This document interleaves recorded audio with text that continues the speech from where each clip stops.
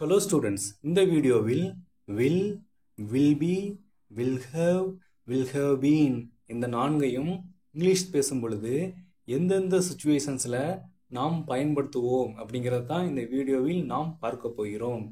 Okay, first example sentence பாருங்க. பாலா நாளை பள்ளிக்கு போவான். பாலாவினுடைய அம்மா உங்களிடம் சொல்கிறார்கள், பாலா நாளை பள்ளிக்கு போவான் அப்படின்னு உங்களிடம் சொல்கிறார்கள். இது பாலாவினுடைய ஃபியூச்சர் பிளான், அதாவது எதிர்கால திட்டமாக இருக்கலாம், அல்லது ஃபியூச்சர் டெசிஷன், அதாவது எதிர்கால முடிவாக இருக்கலாம், அல்லது பாலாவினுடைய அம்மா உங்களுக்கு ப்ராமிஸ் பண்ணலாம், அதாவது வாக்குறுதி வழங்கலாம். இந்த 3 சிச்சுவேஷன்ஸை நாம் எந்த டென்ஸில் பயன்படுத்துவோம் அப்படின்னா சிம்பிள் ஃபியூச்சர் டென்ஸில் பயன்படுத்துவோம். ஓகே, இந்த சென்டென்ஸில் சப்ஜெக்ட் யாரு? பாலா. அப்போ பாலா. நெக்ஸ்ட் verb என்ன? போவான். அப்போ கோ, வென்ட், கான், கோயிங். அப்போ நாம இப்போ எதை பத்தி பேச போறோம்? ஃபியூச்சர் பிளான், ஃபியூச்சர் டெசிஷன் அல்லது ப்ராமிஸ். இந்த 3 சிச்சுவேஷனை பத்தி நாம் பேச போகிறோம். அதனால் இங்க நாம் எந்த verb பயன்படுத்தணும்? verb 1 பயன்படுத்தணும், அதாவது கோ பயன்படுத்தணும்.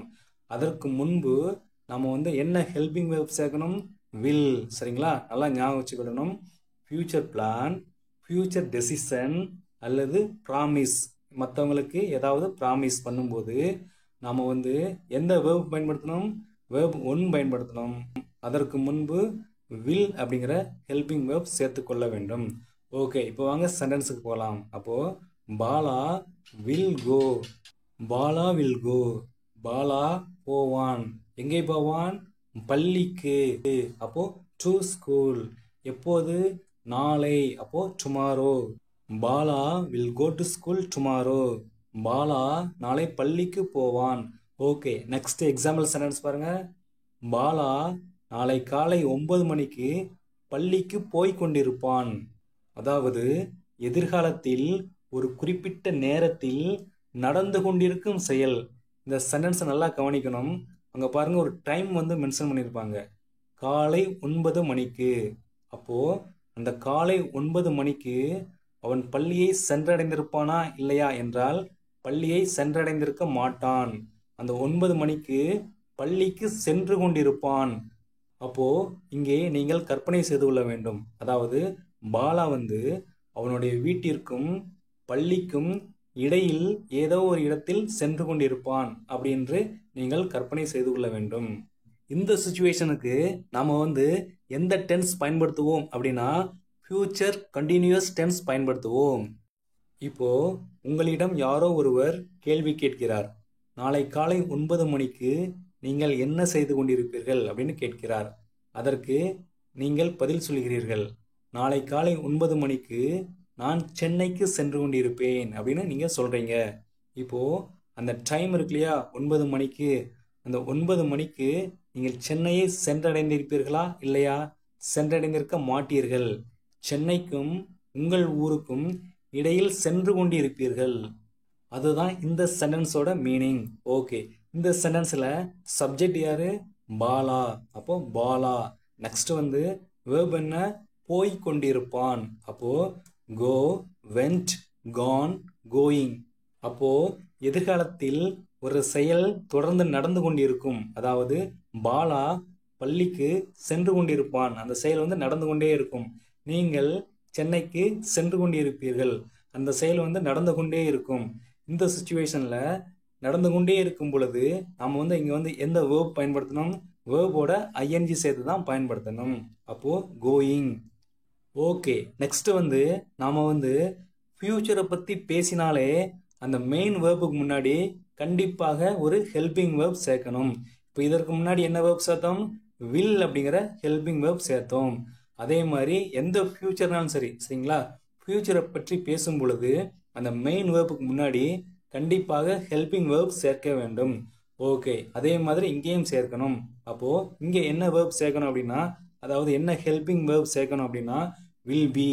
அப்போ வில் பி கோயிங். இப்போ நீங்கள் ஒரு கேள்வி கேட்கலாம், அதாவது பாஸ்ட்டை பற்றி பேசும் பொழுது நாம் இந்த ஹெல்பிங் வேர்ப் சேர்க்க தேவையில்லையா? என்று நீங்கள் கேட்கலாம். அதற்கு நாளை மதியம் 2 மணிக்கு இந்த தம்ப்நெயில்ல நாளை மதியம் 2 மணிக்கு வீடியோ அப்லோட் ஆகும். இதில் பாஸ்டரை பற்றி எல்லா விவரங்களும் சொல்லப்பட்டிருக்கும். எத்தனை மணிக்கு? நாளை மதியம் 2 மணிக்கு. இப்போ வாங்க சென்டென்ஸுக்கு போகலாம்.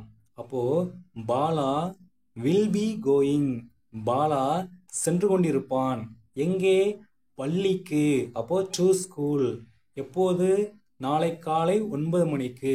அப்போ at 9 o'clock tomorrow. Bala will be going to school at 9 o'clock tomorrow. Bala நாளை காலை 9 மணிக்கு பள்ளிக்கு சென்று கொண்டிருப்பான். Okay okay. Next example sentence பாருங்க. பாலா நாளை காலை 10 மணிக்குள் பள்ளிக்கு போயிருப்பான். பாலா நாளை காலை 10 மணிக்குள் பள்ளிக்கு சென்றிருப்பான். அதாவது பாலா 9 மணிக்கு பள்ளிக்கு சென்று கொண்டிருக்கிறான். வீட்டுக்கும் பள்ளிக்கும் இடையில் சென்று கொண்டிருக்கிறான். எத்தனை மணிக்குள் போவான்? 10 மணிக்குள் போவான். சரிங்களா? அதாவது நீங்கள் சென்னைக்கு சென்று கொண்டிருக்கிறீர்கள். உங்களுடைய ஊருக்கும் சென்னைக்கும் இடையில் சென்று கொண்டிருக்கிறீர்கள் 9 மணிக்கு. எத்தனை மணிக்குள் போவீர்கள்? 10 மணிக்குள் சென்று விடுவீர்கள். அப்போ நான் நாளை காலை 10 மணிக்குள் சென்னைக்கு சென்று விடுவேன்.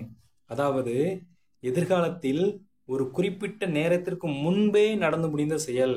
எதிர்காலத்தில் ஒரு குறிப்பிட்ட நேரத்திற்கு முன்பே, சரிங்களா, அந்த நேரத்திற்கு முன்பே நடந்து முடிந்த செயல். ஓகே, இதற்கு நாம் எந்த டென்ஸ் பயன்படுத்துவோம் அப்படின்னா ஃபியூச்சர் பெர்ஃபெக்ட் டென்ஸ் பயன்படுத்துவோம். ஓகே, சப்ஜெக்ட் யாரு? பாலா.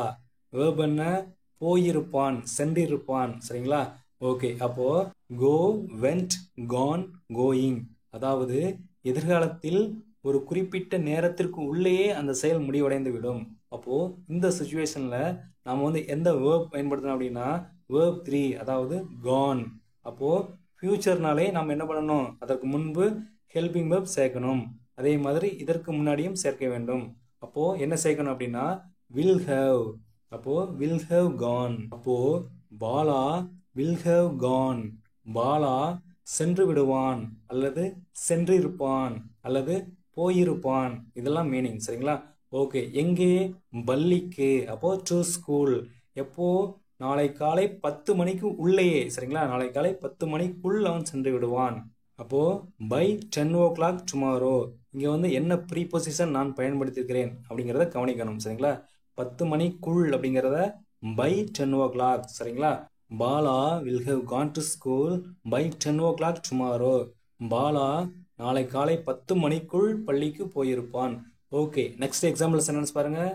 மார்ச் மாதம் வந்தால் பாலா 10 மாதங்கள் பள்ளிக்கு போயிருப்பான். இப்போ நாம சொல்லுவோம் இல்லையா, அதாவது தீபாவளி வந்தால் நான் இந்த கம்பெனியில் 1 வருடம் வேலை செய்திருப்பேன். இது நான் கிராமர் படி சென்டென்ஸ் கொடுத்துருக்கிறேன். பேச்சு வழக்கில் எப்படி சொல்லுவோம் அப்படின்னா, இந்த தீபாவளி வந்துச்சுன்னா நான் இந்த கம்பெனியில் வேலைக்கு சேர்ந்து 1 வருஷம் ஆகியிருக்கும் அப்படின்னு சொல்லுவோம் இல்லையா. அதே மாதிரி இந்த கிறிஸ்துமஸ் வந்துச்சுன்னா நான் இந்த ஊருக்கு 5 வருஷம் ஆகியிருக்கும் அப்படி சொல்லுவோம் இல்லையா. அதே மாதிரி இந்த ரம்ஜான் வந்துச்சுன்னா நான் இந்த வண்டியை வாங்கி 4 வருஷம் ஆகியிருக்கும் அப்படி சொல்லுவோம் இல்லையா. அதே மீனிங் தான் இந்த சென்டென்ஸுக்கும். இப்போ பாலா உங்களுடைய பையன் என்று கற்பனை செய்து கொள்ளுங்கள். நீங்க யாரிடமோ சொல்றீங்க. என்ன சொல்றீங்க அப்படின்னா அதுவும் டிசம்பர் மாதம் சொல்றீங்க. சரிங்களா? டிசம்பர் மாதம் என்ன சொல்றீங்க அப்படின்னா பாலா இந்த மார்ச் மாதம் வந்துச்சுன்னா பாலா பள்ளிக்கு போய் 10 மாதம் ஆகியிருக்கும் அப்படின்னு சொல்றீங்க. அதாவது எதிர்காலத்தில் ஒரு குறிப்பிட்ட காலத்திற்கு தொடர்ச்சியாக நடைபெற்று கொண்டிருக்கும் செயல். அதாவது இதற்கு எந்த டென்ஸ் பயன்படுத்துவோம் அப்படின்னா ஃபியூச்சர் பெர்ஃபெக்ட் கண்டினியூஸ் டென்ஸ் பயன்படுத்துவோம். ஓகே, இங்க சப்ஜெக்ட் யாரு? பாலா. வேர்ப் என்ன? போயிருப்பான். அப்போ கோ, வெண்ட், கான், கோயிங். கண்டினியூஸ் அப்படின்னு வந்துட்டாலே நம்ம வேர்போட ஐஎன்ஜி சேர்த்துடணும். அப்போ கோயிங் தான் பயன்படுத்தணும். அப்போ இதற்கு முன்பு ஹெல்பிங் வேர்ப் சேர்க்கணும். என்ன ஹெல்பிங் வேர்ப் சேர்க்கணும்? Will have been. Will have been அப்படிங்கிற ஹெல்பிங் வேர்ப் சேர்க்க வேண்டும். அப்போ Bala will have been going. Bala போயிருப்பான். எங்கே? பள்ளிக்கு. அப்போ டு ஸ்கூல். எத்தனை மாதங்கள்? 10 மாதங்கள். அப்போ ஃபார் 10 months. இன்னும் ஈஸியாக அண்டர்ஸ்டாண்ட் ஆகக்கூடிய சென்டென்சஸ் எல்லாம் பின்னாடி கொடுத்துருக்கிறேன், மறக்காமல் பாருங்க. சரிங்களா? இப்போ எப்போ? மார்ச் மாதம் வந்தால். இந்த சென்டென்ஸை இந்த இடத்துல நீங்கள் டைரெக்டாக மொழிபெயர்க்க கூடாது. அதாவது மார்ச் மாதம், அதுக்கப்புறம் என்னது? வந்தால் அப்படின்னா வந்தால்னா வா, வா அப்படின்னா கம், ஆல் அப்படின்னா இஃப், அந்த மாதிரிலாம் இங்கே மொழிபெயர்க்க கூடாது. சரிங்களா? இப்போது மார்ச் மாதம் வந்தால் அப்படிங்கிறத எப்படி சொல்லலாம் அப்படின்னா பை மார்ச், அவ்வளோதான். சரிங்களா?